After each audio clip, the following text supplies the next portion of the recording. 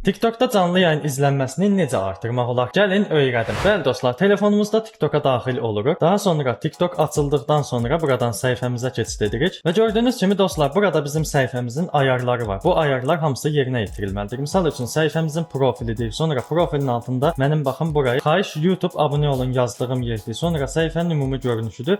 Bunlar hamısı səliqəli, səhmanlı olmalıdır ki, izləyici bilsin bunun kim olduğu. Hətta belə bunun içində istifadəçi adı belə daxildir. Qarışıq ad olanda izləyici onun nə olduğunu bilmir. Və burada səliqəni ayarlamaq üçün baxın adım kənarında kiçik bir qələm işarəsi var. Buna klikləyin. Baxın addır, kullanıcı adı, qeyd olunan yerdir. Sonra baxın profil yazılıb burada. Xahiş YouTube abunə olun yazdığım yer buradır. Sonra profil şəklində ən üstdən ayarlaya bilərsiniz. Əlavə də ümumiyyətlə dostlar, baxın burada bağlantılar kimi ayarlar var, eyləm düymələri var, profil görünümü var. Hətta belə baxın kateqoriya belə var. Baxın bu kateqoriya ayarı çox vacibdir ki, sizin səhifəniz nə çəkirsiniz, nə paylaşırsınız, onunla əlaqələndirmək lazımdır.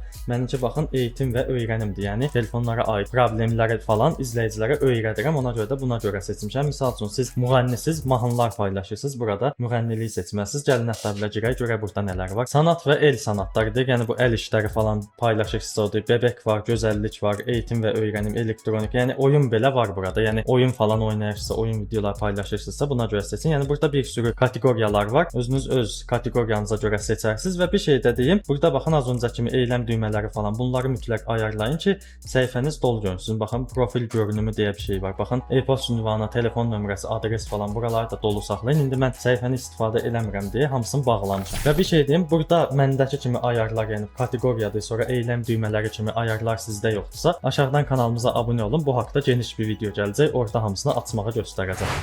Və dostlar, daha sonra canlı yayın üçündə, yəni canlı yayında özünə görə ayarlar var. Baxın altda ortada plus işarəsi var. Yəni bizim videoları falan paylaşdığımız yer. Buraya girin, baxın altda kiçik bir paylaş yazılıb. Bu paylaşı sürüşdürün canlı yayın tərəfə. Burada da müəyyən vacib ayarlar var. Bunları da mütləq göstərməliyəm sizə ki, canlı yayınlarınız daha çox izlənsin. Baxın burada ayarlar yazılıb elə. Bu işarəyə girəcəksiniz. Baxın buradan alt-alta sırayla hamısını göstərirəm. Siz də öz telefonunuzda tətbiq edərsiniz bunu. Haqqında yazılıb. Baxın bu yerə girdim. Haqqında nədir? Bunu qısaca göstərim. Haqqında budur ki, haqqında bölümünə siz bir şey yazdığınızda bir istifadəçi sizin canlı yayınınıza ilk girdiyi anda oraya nə yazmısınızsa onu avtomatik olaraq görür. Yəni haqqında, canlı yayınınızın nə olduğu haqqındadır. Mən bura baxın əlaqə nömrəsi səhifədə var yazmışam. Çünki əvvəllər bir iş ilə məşğul olurdum və canlı yayında reklam etməli qalırdım deyə onu oraya yazırdım ki, hər canlı yayına girənlər əlaqə nömrəsinin səhifədə olduğunu bilsin deyə belə bir şey yazmışam. Bu yeri açacaqsınız, sonra bura bir söz yazacaqsınız. Söz də elə edin ki, söyüş falan olmasın, yoxsa TikTok bunu icma qaydaları olaraq qəbul edər və səhifənizin banlanmasına səbəb olar. Sadə, normal, səliqəli şəkildə yazın.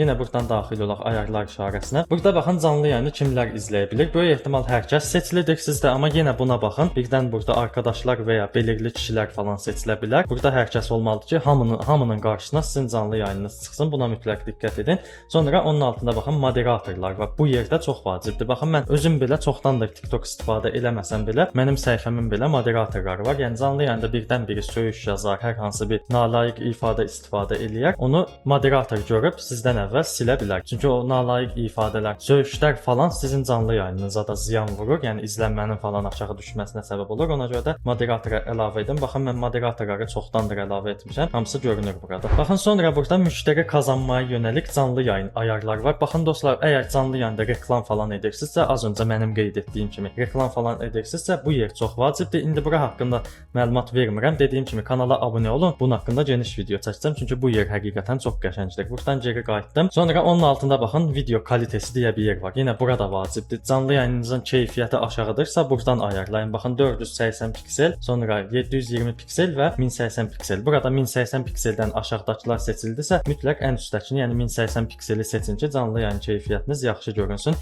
Yəni telefonunuz nə qədər yaxşı çəksə də, yenə orada 1080 pikseldən aşağı seçildisə pis gündə görünəcək. Və burada baxın arxa plan görüntüsünü qaldır deyə bir şey var. Bu da səsləri təmizləməkdir. Yəni maşın səsi falan gəlirsə arxa plandan bunu aça bilərsiniz. Yox, sakitçilik bir yerdəsinizsə, sakitcə səs-küy falan yoxdursa açmayın. Çünki bəzən öz sözlərinizi falan belə silə bilir. Bəzi sözləri ona görə lazım deyil. İzləyici kontrolləridir. Heç elə məndə kimi bağlı qalsın. Sonra canlı yayın hədiyyələri. Baxın bu yerdə mütləq açıq saxlayın. Bəzi hesablarda bağlı gəlir. Bu izləyici hədiyyə falan ata bilmir sizə. Yəni yayından pul qazana bilmirsiniz. Bu yerdə mütləq açıq saxlayın. saxlayın. Hədiyyə qalerisi, oranı da baxın mütləq açıq saxlayın ki, sandıq falan göndərə bilsinlər sizin canlı yayınınıza. Sonra müəyyən istədikləri kimi gül göndərə bilsinlər. Yəni hər cürə hədiyyələr açıq olur. Hədiyyə seçimi edə bilir izləyicilər. Yəni ora mütləq açıq olmalıdır. Və onun altında baxın yorum ayarları var. Buraya girin, baxın burada da məndə nə açıqdırsa siz də onları açın. Yorumlara izin ver. Gizlənmiş yorumlar var. Onu da açıq saxlayın ki, yəni yorumlar görünsün. Sonra baxın yorumları filtrələ. Az öncə söyüş falan qeyd etdim mən sizə. Burada kimi baxın spam yorumlar və kaba ola biləcək yorumlar. Bunları açıq saxlayın. Bəzi müəyyən söyüş bilinəcək sözləri TikTok özü siləcək. Yəni yorum gələn kimi heç düşməyəcək, orada görünməyəcək, özü silinəcək. Sonra əngəllənən anahtar kəlmələr. Baxın bu yer çox vacibdir. Yəni az öncə sizə qeyd etdim. Axı mən bəzi söyüşlər və nalayiq ifadələr sizin canlı yayınınıza ziyan vura bilər. Onun üçün də nalayiq ifadələri bura özünüz əlinizlə yazın. Baxın misal üçün bura mən şərəfsiz yazdım. İndi ağır söyüş yazmaq istəmirəm, amma bildiyiniz bütün ağır söyüşləri hamısını buraya doldurun. Nöqtəsinə virgülünə qədər söyüşü düzgün yazın ki, yəni hərf səhvi buraxmadan yazın. O ifadə ora yazıldığında TikTok özü siləcək. Baxın anahtar kəlmə ekləyin dedim. Açar söz avtomatik ora düşdü. Baxın avtomatik olaraq belə yazacaqsınız, sonra enter düyməsinə basacaqsınız, özü oraya düşəcək. Yəni bu sistem YouTube-da falan da var, hətta belə Instagram-da belə var. Çoxlu yazdıqdan sonra kaydet düyməsinə klik edərsiniz. O açar söz oraya düşər və o söyüşü kimsə yazdığında avtomatik özü bloklanır. İndi mən yazmıram, siz özünüz bunları əlavə edərsiniz hamısını. Sonra burada baxın ən çox göndərilən yorumu göstər var. Bu da bağlı olsa onu da açın, yaxşı funksiyadır. Burada səssizə alma sürəsi falan var. Yəni özünüz buradan öz canlı yayın idarənizə görə seçə bilərsiniz. Mən bütün canlı yayın boyunca seçirəm ki, biri misal üçün söyüş yazıb, mənə bir pis söz deyibsə, bütün canlı yayın boyunca səssizdə qalsın. Niyə 5 saniyə və ya 30 saniyə falan olsun ki, ona görə bunu özünüz ürəyiniz istədiyi kimi ayarlayarsınız. Sonra baxın burada ən altda yapay zəka ilə oluşdurulan içərik var. Yəni geri qayıtdığımızda ən alta düşdüyümüzdə yapay zəka ilə oluşdurulan içərik deyir. Bu da bəzən açıq gələ bilər sizdə. Mütləq bunu da bağlayın. Yəni süni intellekt videosu paylaşmırsınızsa, yayınınız süni intellekt videoları ilə bağlı deyilsə, mütləq bunu da bağlı saxlayın ki, süni intellektli ilə əlaqəsi olmasın. Çünki süni intellektlə əlaqəsi olan yayınlarda az tövsiyə olunur. Mütləq bunu yadınızda saxlayın. Bəli dostlar, yayına görə olan ayarlarımız bunlar idi. Artıq burada başqa bir ayar qalmadı. İndi qısaca bir şey deyim. Bura mütləq diqqətlə qulaq asın. Yəni ayar deyil. Burada mən danışacağam biraz. Deməli, əgər kompüterdə siz yayın açırsınızsa, kompüterdə bildiyiniz kimi yayına siz səslər qoya bilirsiniz. Yəni kimsə hədiyyə atırsa, o hədiyyəyə özəl səslər çıxır. Bunu da internetdə araşdırsaz öyrənə bilərsiniz. O formada özəl səslər qoyaraq canlı yayınıza hədiyyələr atılmasına səbəb ola bilərsiniz. Hədiyyə də çox atılsa bir canlı yayına, avtomatik daha çox pul qazanacaqsınız və yayınınız daha çox tövsiyə olunacaq. Ona görə birinci bunu eləyin canlı yayınınızda. Dostlar, sonra isə canlı yayınınızda mütləq səhifəmizi takib et, sonra ekranı bəyən və yayını paylaş kimi ifadələri tez-tez istifadə edin ki, özünüz bildiyiniz kimi canlı yayında sizi takib edəndə həm takipçi qazanırsınız, ekran bəyəniləndə, yəni ekrana tıklayanda bir izləyici, yayınınız daha çox tövsiyə olunur və yayını paylaşmaq ən vacib və ən qəşəng şeylərdən biridir. Bir izləyici sizin yayınınızı paylaşırsa və o paylaşım işarəsinin yanına 1 və ya 3-5 yazılırsa, o canlı yayınınızın daha çox tövsiyə olunmasına səbəb olur. Bu dediyim 3 şeyi mütləq edin, yəni yayını takib etsinlər, ekrana tıklasınlar və yayını paylaşsınlar. Bunu yayının hər saniyəsində deyin ki, izləyici buna vərdiş eləsin və sizin yayınınız tez-tez tövsiyə olunsun. Və bunun kimi bir şey də var. Yəni bu 3 şey dedim ha, bundan əlavə bir şey də var. O da ki, dostlar, eyni saatda canlı yayın açmaqdır. Yəni hər gün canlı yayın açırsınızsa, hər gün eyni saatda açın. Məsəl üçün 19:00-da açırsınızsa, hər gün 19:00 edin ki, izləyici vərdiş alsın, az öncə qeyd etdiyim kimi və sizin kanalınızdan çıxmasın, səhifənizdə qalsın, hər gün canlı yayınınızı izləsin və yavaş-yavaş elə izləyiciniz artacaq. Bunu da mütləq yadınızda saxlayın.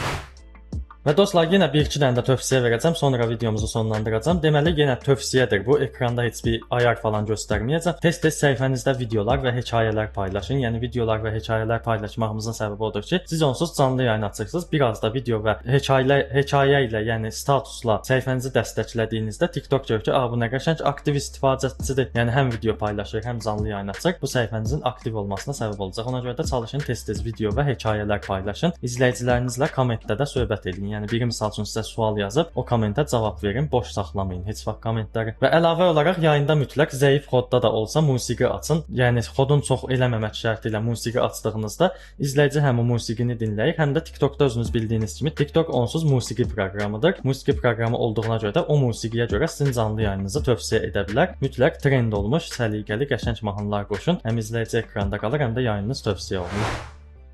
Və bir də dostlar, hərəkətsiz formada ekran göstərməyin. Yəni yayını açdınız, belə dayanıb boş-boş ekrana baxmayın. Səliqəli şəkildə sağı solu göstərin, sonra nə bilim başqa yerlərə tutun o kameranı. Misal üçün mən necə edirəm, bu dəqiqə kamera ancaq məni çəkmir. Arada bir də görürsüz, ekrana qəribə bir şəkil gəlir, video gəlir. Yəni hərəkətli şeylər görürsüz. Bu da sizin ekranda qalmanıza səbəb olur. Həmçinin bu TikTokda da keçərlidir. Siz ekranı düz-düz belə dayanıb ancaq ekrana baxsanız, avtomatik izləyici sıxılacaq ki, bu nədir? Ancaq onu görürəm, ürəyim sıxıldı. Yəni bu izləyicinin sıxılmasına səbəb olur. Ona görə də arada nə bilim başqa kameranı başqa yerə tutun, sonra nə bilim arxa planı dəyişin, keçin başqa bir yerdə durun və yaxud da satış edərkən canlı yayın açırsınızsa, nə satırsınızsa başqa bir hissəni göstərin, satdığınız başqa məhsulları göstərin, sabit bir yeri tutub saxlamayın. Bunu da yadınızda saxlayın, bu da vacibdir. Əlavə olaraq da dostlar, söhbətlərinizdə maraqlı olmalıdır. Yəni mən necə burada söhbət edirəm bilmirəm, yəni bura qədər izləmisiniz, izləməmisiniz, amma yenə də söhbətiniz də maraqlı olmalıdır. İzləyici sizin söhbətinizdən sıxılırsa, o yayın heç bir zaman tövsiyə olunmayacaq. Maraqlı söhbət eləyin, zarafat falan eləyin arada. Yəni bu formada etdiyinizdə həm canlı yayınlarınız yaxşı tövsiyə olunacaq, həm də yaxşı izlənmə yığacaq.